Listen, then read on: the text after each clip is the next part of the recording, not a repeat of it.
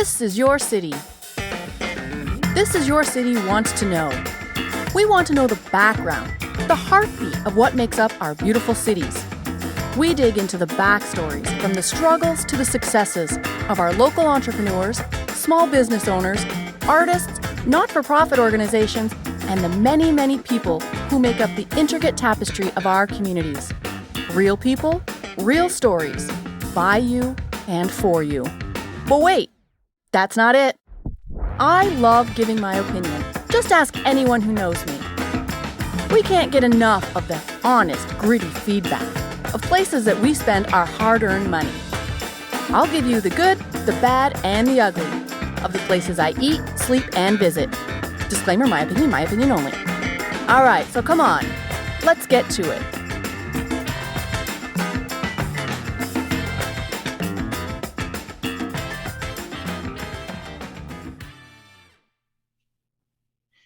Good evening, everyone, and welcome back to another episode of This is Your City. I am Kim, your host, and I am just so grateful that you are tuning in again. I have such an amazing guest tonight. I am so excited. You know, I say quite often that all my guests are great, and they really, really are. And one thing I don't know that I've mentioned enough, and I was, funny enough, just speaking to this with my guest tonight about how everybody has a story. Everybody has a story, and we just don't take the time to listen more often than not. People we walk by on the street, the cashier behind the counter, the waiter, the waitress, people driving by, the person who delivers our mail or hooks up our power, people we go hear speak. It doesn't matter. Everybody has a story, and that is my passion, is to hear them. And my guest tonight, he is so gracious. C.L. King, my guest. Welcome, Mr. King. Thank you so much. So delighted to be here. Thank you so much. My listeners, I just want to give you a little rundown of Mr. King's story here. He spent 18 years, if you can imagine, okay? 18 years in group homes and foster homes. So basically his whole entire childhood was spent in group homes and foster homes. And we've heard so many stories, and unfortunately, some of those stories are true with Mr. King. Physical abuse, sexual abuse, and all of those things that come with it. And then one day he just decided, you know, he had enough, and he ran away from some group homes, some foster homes, and spent 6 months homeless on the streets of Cleveland. 6 months homeless on the streets of Cleveland. I can't even fathom that. And then finally, he comes in contact and he meets this amazing woman whose name is Ruth E. Plowden. I hope I got that right. Ruth E. Plowden. And he was one of Mr. King's foster moms. And she said something very, very powerful to him.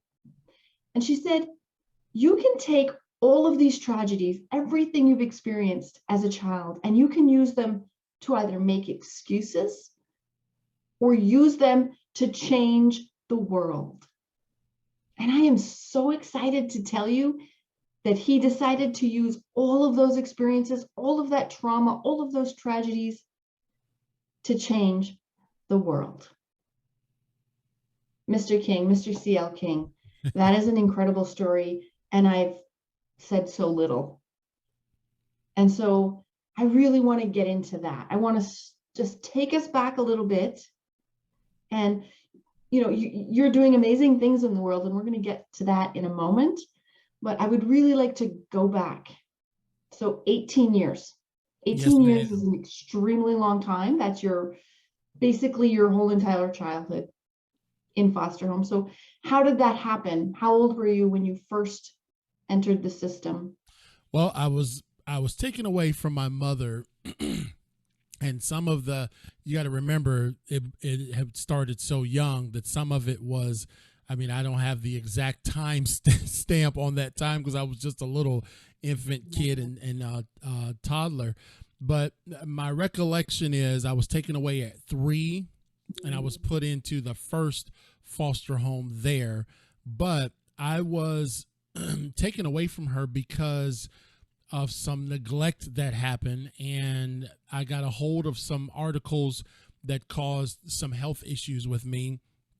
And so there was stuff that was left out, and as a young kid I got a hold of it, and so this was considered child endangerment or child neglect, and so I got put in the first foster home then. But the landscape of this is kind of a pot potpourri, the tapestry of this whole 18 years that we talk about. It is like, man, I can just go back and I can just pull up just the blinds a little bit and I can see that particular segment of time. I remember at 3 years old vividly this little black kid from the hood staying in a big beautiful home with some white folks. I can pull up the shutters and I can remember that. I remember they had a big huge field and cows and all that kind of stuff. I do not know how I wound up back in Cleveland, Ohio, but with my grandmother. See, there's three components here. So I was with my grandmother, who was my father's mother. Right. I was living with her for a short period of time, and you would think that grandma's taking you in because mom couldn't take care of me and even dad couldn't take care of me, so you would think that things would be good. But some of the darkest times and some of the scariest times was living with her. I remember vividly. Here's another shutter that we can pull up. We're talking about winters, right? Remember the Cleveland winters? Who puts their kids out in the detached garage with the dogs in the middle of winter? Who does that? Who does that to their kids? And I remember sitting in there with Tiger and Tiny. Those were the dogs' names. And there was bales of hay in there with the dogs. And for some sort of punishment, that's where I'd get sent. Or I'd get sent to the basement and be banished there for days. And I'm just like, wow, when I look back on it, I'm just like, maybe that was the acceptable parenting style back then. But it was like those things are embossed in my mind. And so go ahead. I'm so sorry. Do you, at that age, do you even know, and I know the answer to this personally, but do you know that that's not right? Or is that like, okay, must be, because you were so young. At that age, it was very confusing. Like, why? Right. Why am I not good enough? You know what I mean? Because I wasn't robbing and gangbanging and shooting up stuff. I was just a kid. You know what I'm saying? And I don't know if because my grandmother was older, maybe the idiosyncrasies of a kid were much for her. But I really was just a kid. Right. And so then there's another shutter that we pull up, and I'm living with my dad, who is a preacher. He's a pastor of a large church in Cleveland, Ohio. And you would think, okay, every kid wants to be with their dad. Every son wants to be with their dad, right? And I'm like, man, this, when I go back and look, I'm like, this should be a really good time in life. Kimberly, it was another dark, dreary time period. My dad was extremely abusive to my mother, and they were divorced before I was even born. I was conceived, they were married, they were divorced all before I was born. That's how quick their relationship was. So anyway, I lived with him, and he would beat me. When I talk about beat, I'm not talking about, okay, you get a spanking if y'all agree with that or whatever, who doesn't. I'm talking about punching, closed fist punches, open hand slaps, beat downs, right? And I remember one thing that's the most vivid experience that I had with him, because again, this was just a block of time, that I was a real nervous kid. I do remember I would have bowel problems, having to go to the bathroom by myself because I was nervous. I was scared. I was beat all the time, or I was left outside or whatever. Him calling me dumb MF was mild. That was cool. I thought, well, maybe that's my other name, that would be my other name. And so one time I had an accident in my long johns. Remember thermal underwear, the long johns? Yeah. And he had filled up the tub, and he put my long johns in the tub and told me to go in there and wash them out. So I was in there, and I was thinking, man, this tub is really full. It just kind of dawned on me. And he was an alcoholic. I'm talking about an extreme alcoholic and a pastor at the same time. So you know how those two dichotomies work together. he held me under the tub because I had pooped on myself. And I'm just like, I even remember stepping outside of myself at that moment. Like, why? And so I went back with my grandmother. Evidently, my dad couldn't take care of me. And so I get thrust back to my grandmother, and then she couldn't take care of me. So guess where I wound up? I wound up with my mother, the lady who I was taken away from early on. And that's where really probably, listen, the Bible says honor your mother and father. My mother is still alive. My father's dead. But I cannot, for the sake of what I do in reaching other people around the country and around the world, I cannot dilute the story. Right. You understand? Because everybody, like you said, everyone has a story. So I lived with her for a block of time, her and my older sister. And we would eat in soup kitchens. We would eat in homeless shelters. We'd be around. There would be all types of drug paraphernalia in the home, all types of vile and sexual activity going on in the home. And I'm like, man, I'm starting to understand that this stuff ain't cool. I may be 10, 11-ish, right? When I moved back in with her. And what set it all off, Kimberly, is because I was so severely malnutrition. I remember I would get double breakfasts and double lunches from school. I remember the caseworkers or the teachers taking me in the closet and looking at the welts that I would have all over my body. This is my sister, Melinda Diane Jackson, will verify everything I say. And they would take me in and pull up my shirts, because we would get whooped with something that wasn't designed for people. It was like the material that a fan belt is made out of. So at 46 years old, today I still have marks on my body from then. That's 36 years ago. Well, we were so hungry. We were always starving. There was never food in the house. Kids used to push food through the fences to me. Kids would send me boiled eggs through the fences. We would sweep up trash bags full of cockroaches everywhere. It was just absolute squalor. And one day, her husband, who was not my dad, had went to the soup kitchen and got a brownie. And he left the brownie in the refrigerator. There was only the brownie in the refrigerator. That's how vividly I remember this. There was only the brownie. So that night, I was starving. Kimberly. I was starving.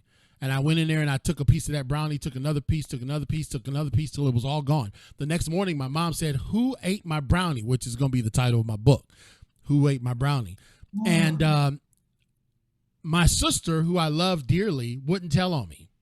I told her, I said, I ate it. I told my sister I was dying. You know how hungry we are all the time.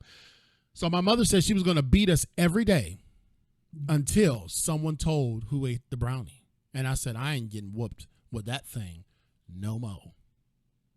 I left. I walked out the front door that morning, left the front door swung wide open. That's where I stayed on the streets for 6 months. How old were you then? Maybe 11. Yeah. And here's the deal.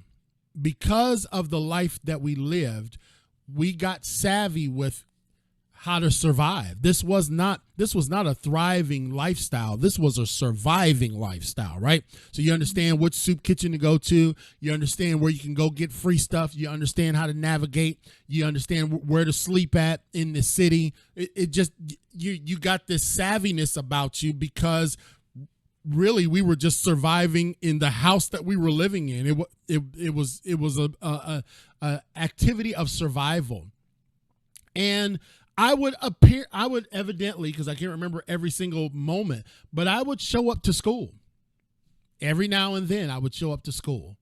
And I guess the word got out that Chris is out here with nobody. Nobody came looking for me. Nobody came searching for me. No, I didn't get hunted down by anybody. But I think the school system figured out that I was a runaway and I was homeless. and they put me in contact with a social worker, and I got put in the Better Way group homes in Elyria, Ohio. So I was in one group home. So I left sexual abuse at my mom's house, family sexual abuse. I'm talking about it was tough. That stuff stays in your mind forever. Guys that were dating my mom or in relationship with my mom, violating my sister, who's just a year or two older than me. I'm in the room when the stuff is happening. It's wretched, man. So they put me in the first group home, Kimberly. I was there thinking, okay, now I'm in a governmental system. I'm going to be safe, sister. What do you do when you bring a 12-year-old kid into a group home full of 16, 17, and 18-year-olds? What do you think happens? And they're all troubled. They're all troubled as well. They're all troubled as well. They don't know any better. But I'm the fresh meat. I'm the young buck. So the very same things that was happening at my mom's house continued to happen in the group home. So I couldn't escape it.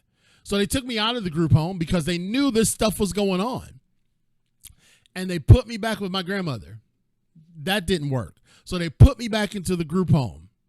And they said, oh, we found a foster home for you. So I got put in a foster home in Lorain, Ohio. And I'm like, okay, finally now we're going to get some stability at 13 years old. You still held out for that hope? Yeah. Because I said, I tell this people when I'm interviewed that I know it's not supposed to, it can't always be like this. I didn't have a lot of idols to look up to because of the poverty and stuff. I didn't see the world and the grandiose opportunities that it had. But I said, man, it can't always be like this. I remember saying that to myself. It can't always be like. I remember one time Melinda and I had to walk all the way across from one side of Cleveland to the other to deliver some drug money. We were so hungry that we wound up not delivering the money. We wound up spending it on food because we were so hungry. Oh, goodness. And I just recall that I said, man, it can't always be like this. So when I got placed in the next foster home, which would have been my second, is where I thought life was going to be stable. This was a couple. This was a family. They had kids. And so I'm like, okay, finally, man, maybe things are starting to settle down. But I got extracted out of that home because of some accusations. And so thank God he was with me this whole time. I wasn't like talking to him like, hey, Lord, I knew that now all these years later, God was with me the whole time. Because he put me in Ruth Plowden's house, Paul and Ruth Plowden. And they had 83 foster kids over 30 plus years. And I was one of them. They had, at any given time, they had 6 boys from the hood in their home. Wow. And they did it for 30 plus years. And I was one of them. And when I got there, They did it for love? Yeah, absolutely. And when I got there, I showed up with I remember trash bags. That's what I brought my stuff in. 2 black trash bags. And Mom was a drill sergeant. I love her. That's why I'm so good in the Marine Corps. But Mom was a drill sergeant because you got to think she asked for the hardest of hardest, or the kids that had been the most rejected or had experienced the most toughest experiences. She asked for those kids.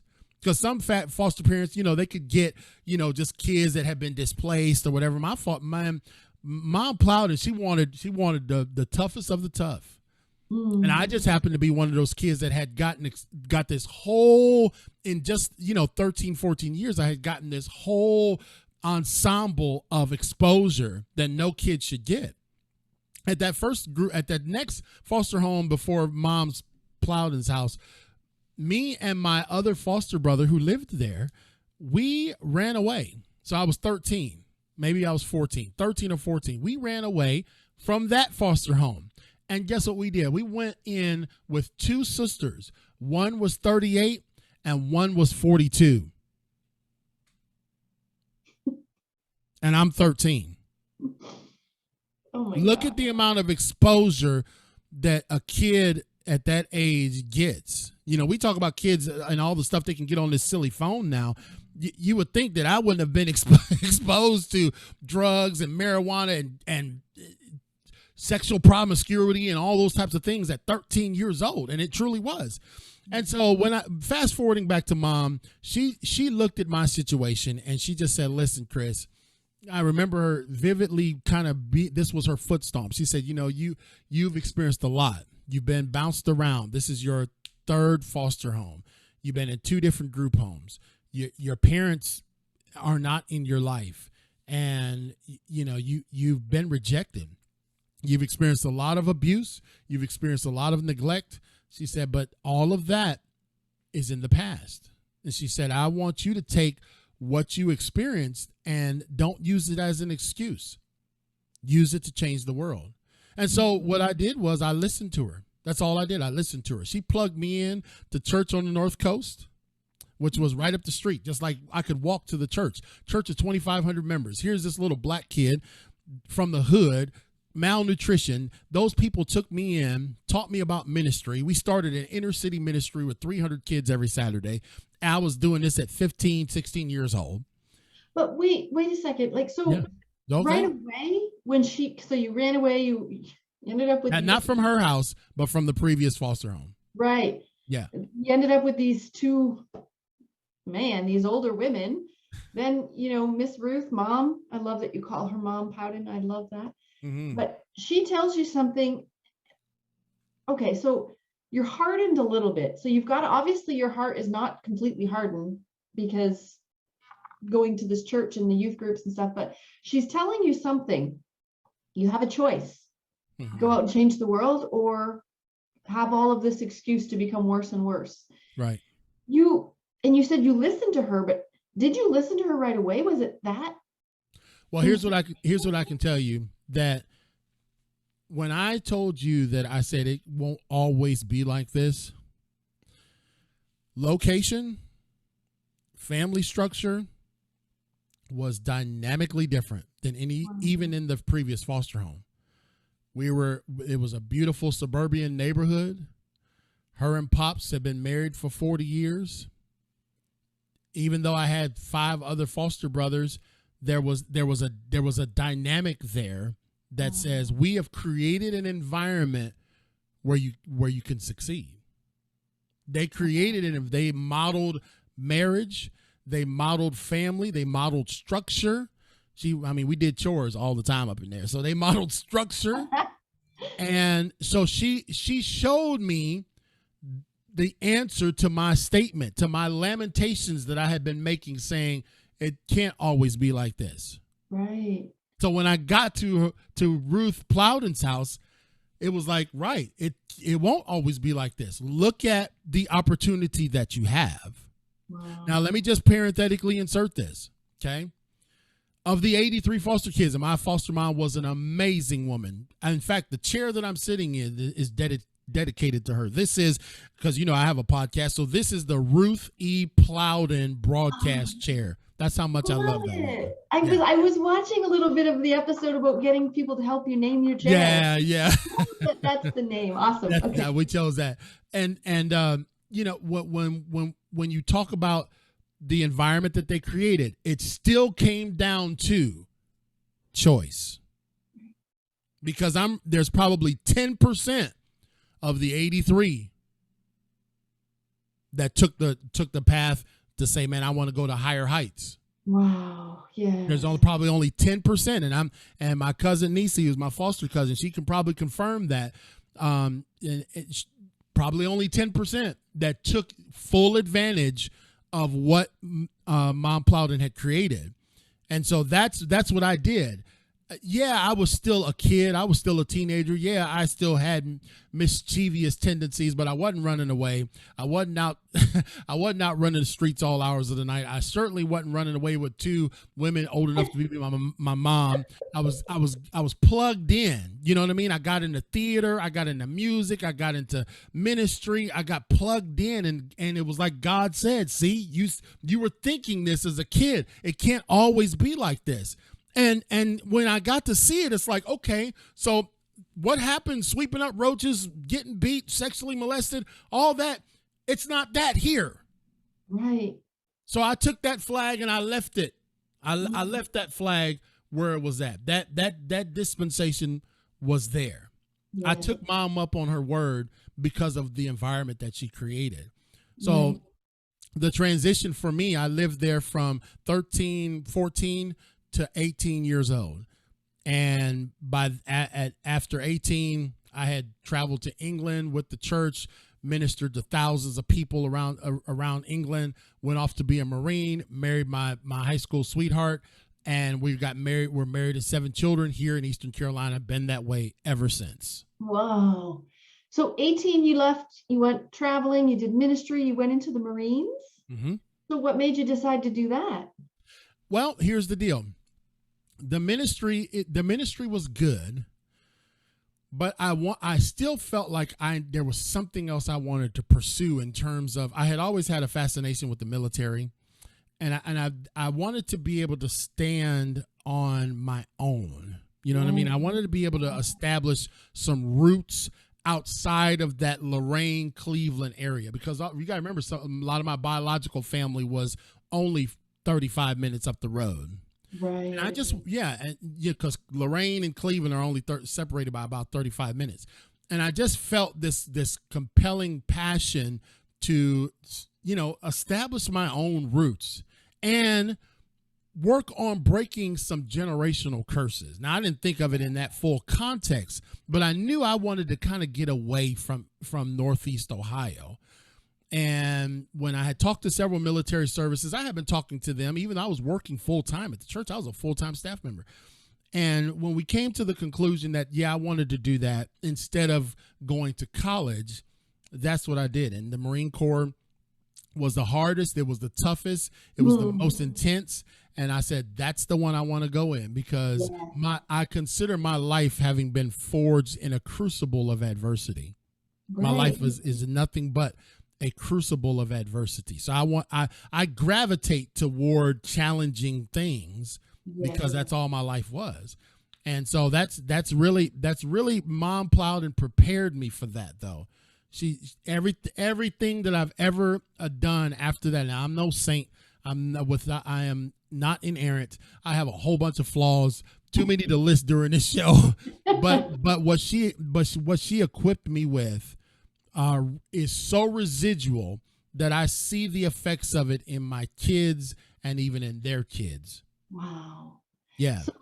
So you went, I'm thinking the military, the Marines especially, I'm thinking it had a sense of structure and discipline that maybe your heart and your body, you just desired and you needed, because everything you went through, there was a lot of discipline, but it was a lot different on the opposite end of the spectrum. So the military, the Marines, that discipline that you needed, that structure that you probably desperately needed and probably didn't even know that you desperately needed it at that time. Right. You think that had something to do with it? Yeah, I do. And I, my son's getting ready to leave for the Army. He's going to be playing for the Army band. He leaves in 8 days. Oh my gosh, Daddy, I'm sorry. Yeah.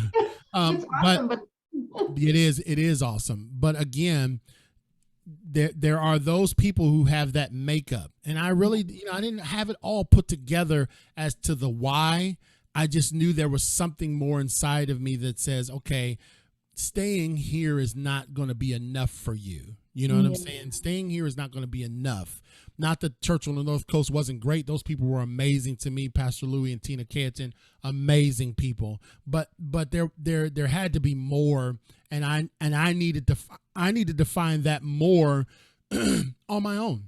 Yes. I needed to find that more on my. I mean, I survived on the streets for 6 months. I can surely make it in boot camp for 3 months. So it was a great decision. Pops and them and helped me navigate through it. They endorsed everything that I did, and they got me on my way, man. And it was really, really, really. That was kind of like, okay, now Chris, you got a wife, we had kids. And now, okay, you're establishing the standard and the incense for Chris King. And that's what it is. I want to go back just a tiny, tiny bit more before we talk about the established Chris King, CL King, because honestly, that's even more now. I'm so excited to get to that part than I was even earlier Yes, ma'am. listening to all of this. But I want to talk about your beautiful, sweet high school sweetheart. So 7 kids, oh my gosh, but you're this reckless kid for a while, this young boy who's with somebody his mother's age, and all of these things happen to you, and you find this beautiful bride. Like, how did that happen? I mean, for sake of time, obviously we can't have the whole thing, but I love her. I love her. She's amazing. Listen, she caught my eye at church on the North Coast, believe it or not. And it's a big church, but she happened to catch my eye. And I said, man, if I can just have a word with that lady. Well, I went to a Carmen concert in Cleveland, Ohio. Remember Carmen, the singer? Yes. Carmen? Yes. Yeah. Well, guess what? She went too, and we did not know we both were going. Guess who she sat next to at the concert with 25,000 people? Really? That is the God's honest truth. All right. So it was sealed from there. She has her own life adversity, but she's probably one of the most forgiving, resilient people I have ever met.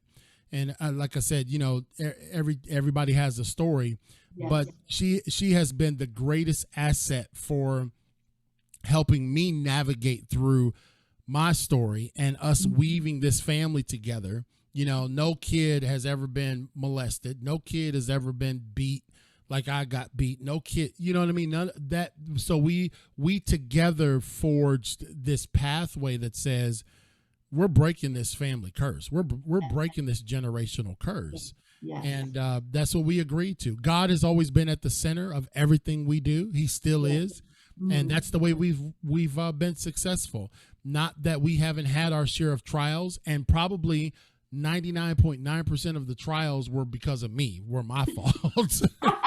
and I'm not creating false humility. It really is. But as time went on, and I exposed her to more of the stuff that I experienced as a kid, it started letting light bulbs go off like, okay, well, this is why this is a struggle for me as an adult. Let's work through this together. Because, I'm a minister. I speak to thousands of people, but hey, we still got problems. We still have issues.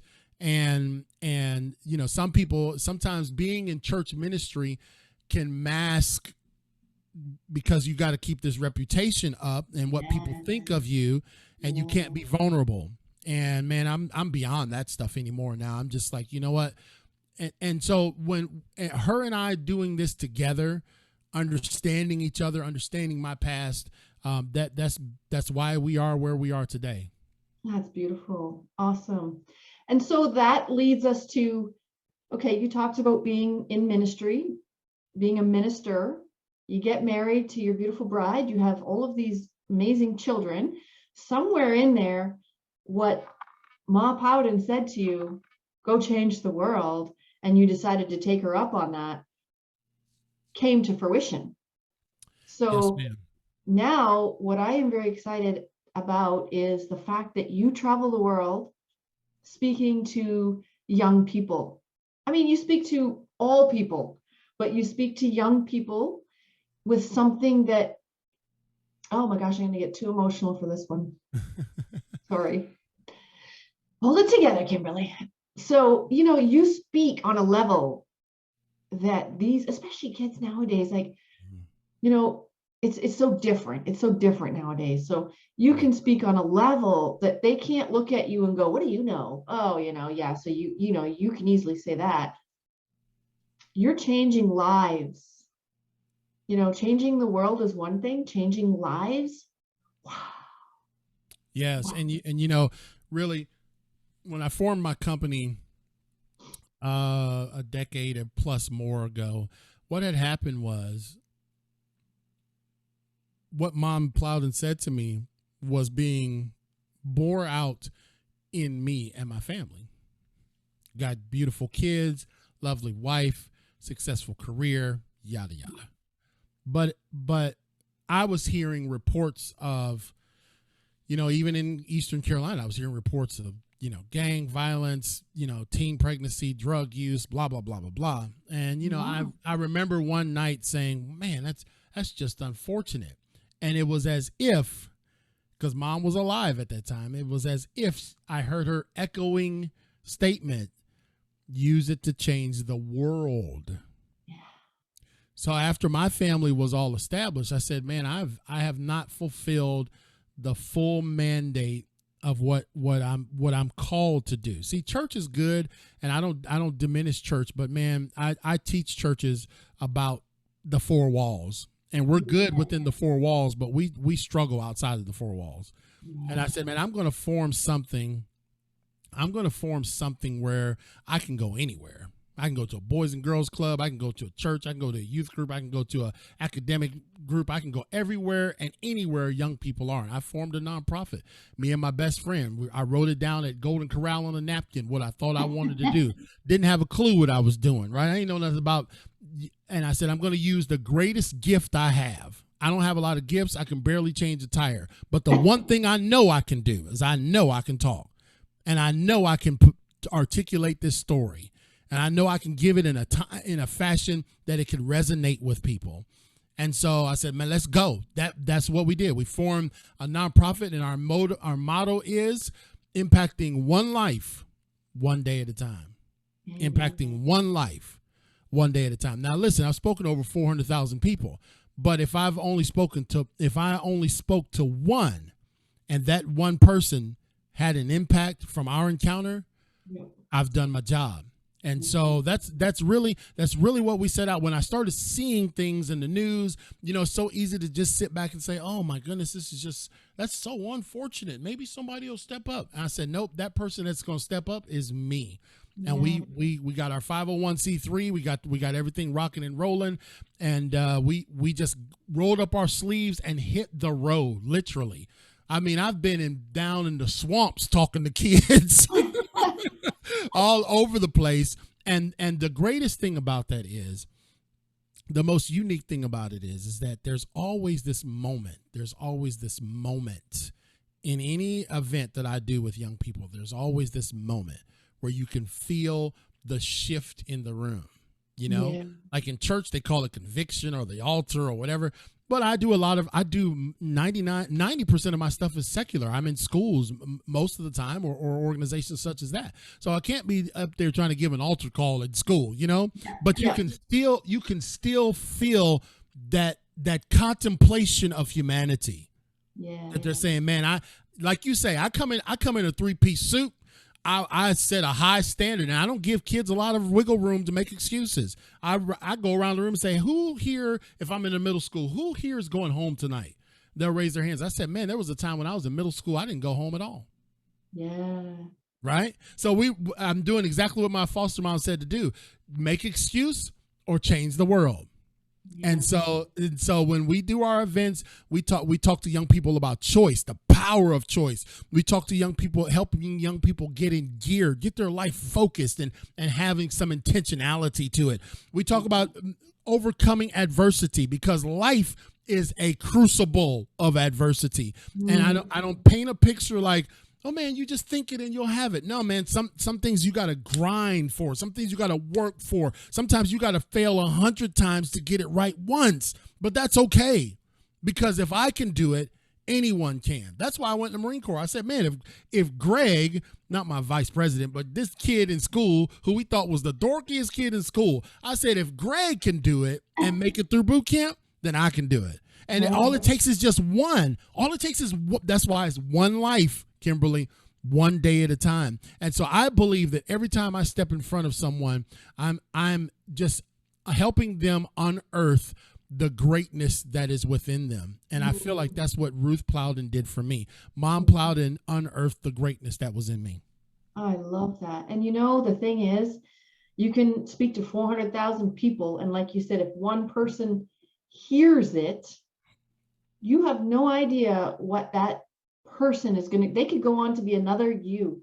That's right. And even surpass you, because we always hope that they surpass us, right? And do Absolutely. Better and better.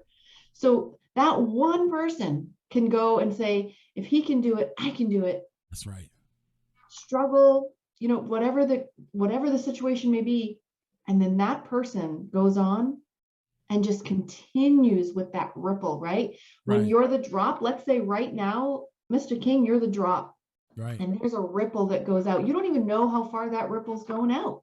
That's right. If you ever look on water, like really on the ocean or a lake or river, the stream, you drop that little tiny drop of water and just watch it go. Watch it go. Yep. Right. And I love the analogy of a stream, because the stream is running water, which means life. So Right. drop a drop in a stream and watch that ripple go. You, sir, are that drop creating that ripple. Right. And I your want purpose. to do it I just want to do it every day. And Oh, that's the key. We talk about impacting one life yes. one day at a time. So that's why our show is called Impacting Life 24/7, because if I can just impact one person per day, I feel like I'm fulfilling the commission that Mom Plowden gave me. Let me just tell you one quick thing about her. Yeah. Mom Plowden died in 2013 in August. And out of 83 foster kids over 30 plus years, she asked, and the family asked, that I do the eulogy. Oh my gosh. That was probably one of the greatest full circle. I mean, I've given a lot of good speeches, but I'm telling you that in terms of meaning, that right there, this lady was a polisher of my life. She took this old cauterized, oxidized dye and polished me up. And then I got to use the same rag and polish her in her sunset. So it was I'm just telling you, and all honor belongs to her and Pops, because they really did create the framework. They let you make the choice, but they said, hey, look, here's the opportunities. And it was just incumbent upon the individuals to make those choices. That's why I'm pretty tough. That's why principals like for me to come, because I'm pretty intense. I mean, I'm jumping, veins popping out, top of my lungs. But I want them to know that that's the way life is. Okay, if you think that life is going to be you doing TikTok when you're 40 and having 7 million followers because you took butter out the refrigerator and put it back in, that's not life. That is not life. Okay. What they didn't know, over 27 years of marriage, I've had several cars repossessed. I've had my electricity turned off. We've had to eat top ramen more than once.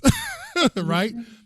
Adversity is the rich ingredient, man, that when it's mixed right with the will of humanity, if you mix adversity with your will, oh man, anything is possible. And so I tell that too. I don't always pay. I mean, I make great money now and all that kind of stuff, but I try to let people know that even on the road to success, there will be adversities, there will be setbacks, you will fail, and what you cannot do is allow that failure to define your future. See, I say, tell me, we always talk about the future. Count 10 seconds into the future. 1, 2, 3, 4, 5, 6, 7, 8, 9, 10. What time is it? It's right now. 10 months into the future, it's right now. 10 years into the future, when you get there, it won't be the future, it will be what? Right now. And this is what I try to tell young people, that man, we can't do nothing about the past. Y'all clamoring over the future and you ain't even know if you're gonna get there, but let's start today. Let's do something right now. And that's what my mission and mandate is. I love it. And what I love, there may have been a time in your life. Well, first of all, I want to just say, Ma Plowden gave you a choice. She said you can do this or that. And there might have been a time in your life that you didn't even realize there was a choice because you were too busy surviving. Right. Trying to figure out when you're going to eat, what you're going to wear. Are you going to be able to, probably didn't have a shower for many, many days, if not weeks. Many. Yeah.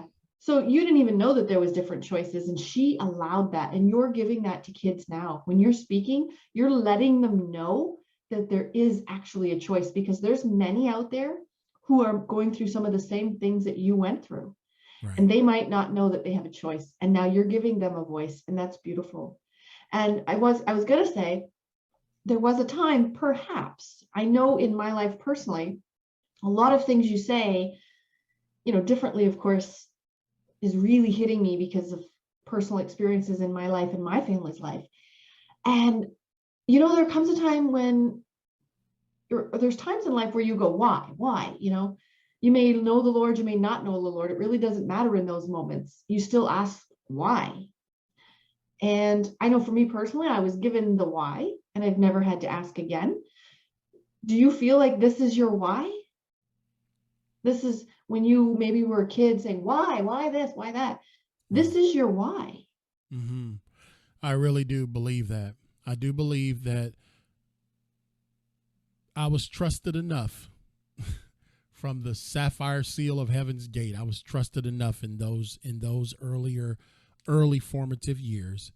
God says, man, you got to go through this, because on the back end is going to be someone that only you will be able to reach. Now listen, I can't reach everybody. Okay. Yeah. But I do feel like that's the why. Never did I blame God, but I do feel like, man, that those years of roughness and toughness and extremeness were the training grounds, the literal training grounds for where we are today. Yeah. And I do feel like that adversity, though times change, though technology changes, even parenting styles and all that kind of stuff changes, the one thing that remains constant is adversity. Yes. It comes in different forms, but it's a constant. You think you high now, you think you doing good now, everything great. That's great. Yeah, man, you bought your house when it was 3 times the amount that you really should have bought it for. Now you can't sell it through 3 years later, right? Yeah, there's highs and lows, there's adversity, there's pulling. And what I try to get people to realize is that in those times is really where we have to pull up those things that are within us. Man, you got to be true to who you are. When we lost our car way many years ago, I remember it was heartbreaking. A gold Dodge Caravan. I mean, we was high rolling, right? But we couldn't pay for that thing. I don't know how we got financed for it. And I remember that tow truck coming, and I talk to kids about this in school. I remember that tow truck coming up, and I'm hearing this tow truck beeping in the backyard, and I already know I'm like 3 months behind anyway, so I shouldn't have been surprised. But I didn't get all that training about like, hey, if you don't pay something, they gonna come get it. I did not get the financial literacy course being a foster kid. And so when they came and got that thing, and all I was able to do was get the stuff out, get all our junk out, and the kids' water, sippy cups and the car seat. As we watched that vehicle pull off, and my kids are like, Dad, where's the car going? Where's the van going? I could have. That one thing right there could have sent me spiraling into an absolute chasm of, well, see, I knew I couldn't make it. I knew my childhood's caught up with me again, right? Right? All of that stuff. But instead, 48 hours later, we was driving another van. Now, it wasn't nearly as cool as the gold van, but we was driving another one. And we got humbled. We got humbled for a year driving that piece of junk. It didn't even hardly go forward. You had to back into some places because it couldn't. It was an absolute train wreck. But it was humbling. But it also taught us resiliency. Adversity came, and we learned from it. Now I can go buy anything I want. The last car I bought had 8 miles on it. Now I bought it brand new off the showroom floor. This is what I want. Don't hassle me. I'll be back when you got the paperwork. That's the way I roll now, but it wasn't always like that. But I thank God for that adversity. I thank God that he prepared me along the way, that when adversity did come, Kimberly, we didn't quit. That's what if I can just get one thing across, man, when adversity comes and when hard times will come, the Bible talks about perilous times, man, you can't quit. Don't give up on yourself. Don't give up on your future. Don't give up on your family, and don't give up on your faith. Nice. I love those words. Holy moly. I'm going to get to where people can find you right now, but 2 things I want to say, which is really funny because I too had a gold minivan where both doors opened with a button on inside. I thought I was like, finally, because I grew up very poor. I'm like, Right. yeah. Yeah. Come home one day and there's a tow truck out there taking it away. I didn't even get my baby's car seat out. It happened to you too? It happened to me, a gold minivan. See, it was the gold minivan. See, we should have got a different color. That's so funny. I can't even believe it.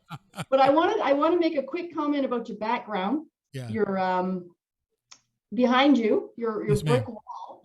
I love it so much. The beginning of my podcast, there's a little intro music and and I talk about the tapestry of our communities.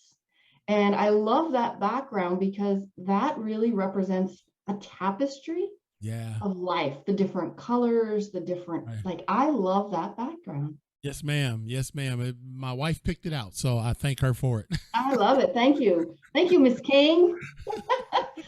But I want to get to where people can find you now. You talked about a book and the title. I just love that. Where is my brownie?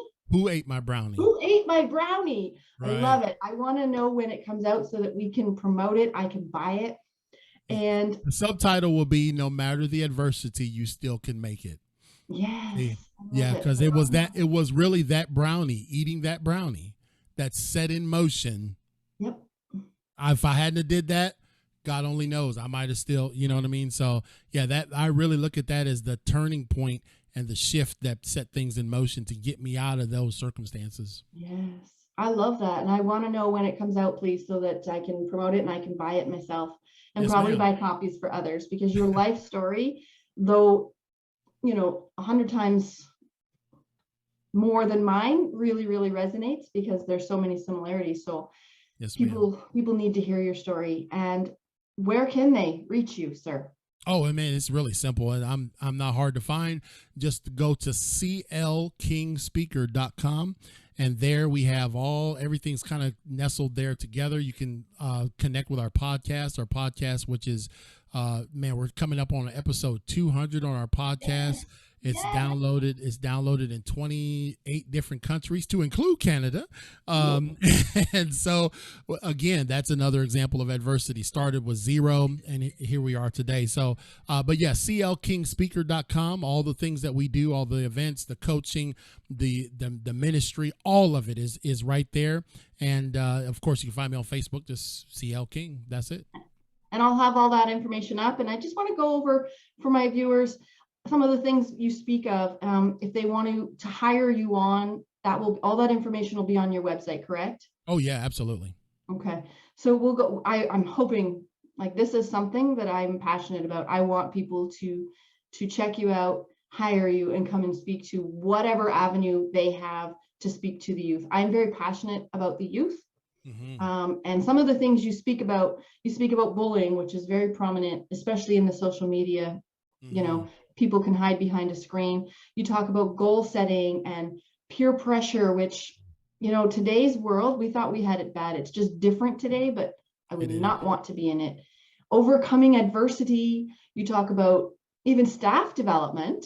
Right. You talk about at-risk student interventions, continual process implementations, getting in gear. What does because it's an acronym you have. Right. What is the GEAR? What is the acronym you have? I'll try to give you the 60-second version. The G stands for identifying your giftings. Okay. Identify your giftings. The E is understanding the energy and endurance required to make those gifts come to pass.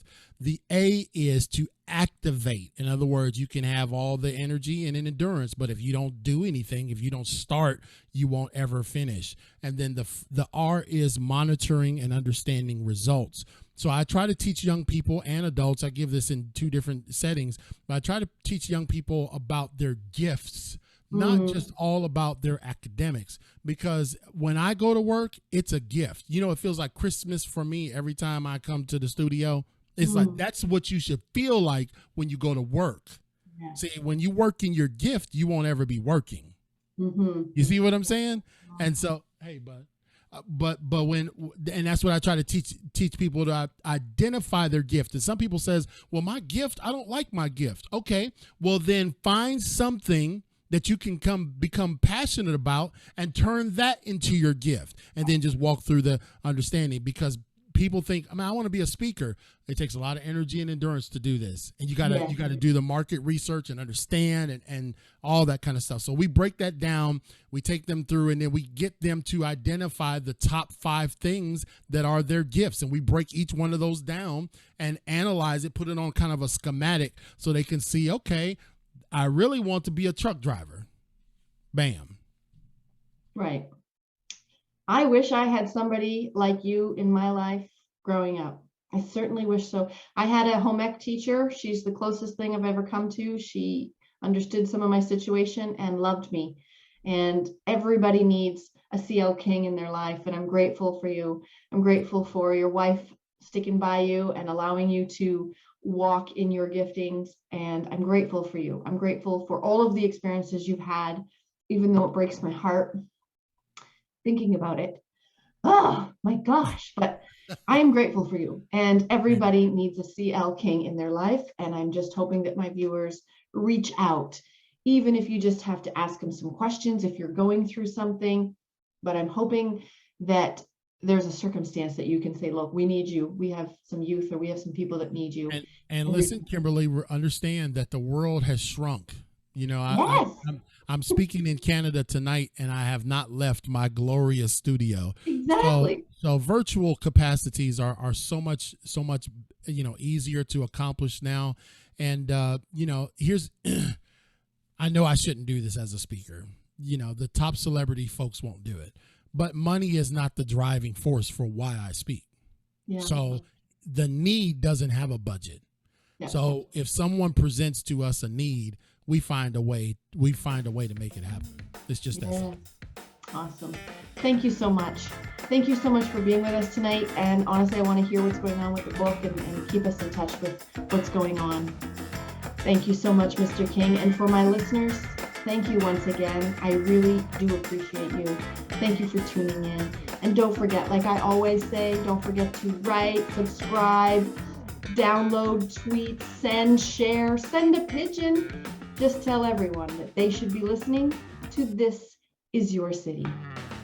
Stay safe and stay blessed.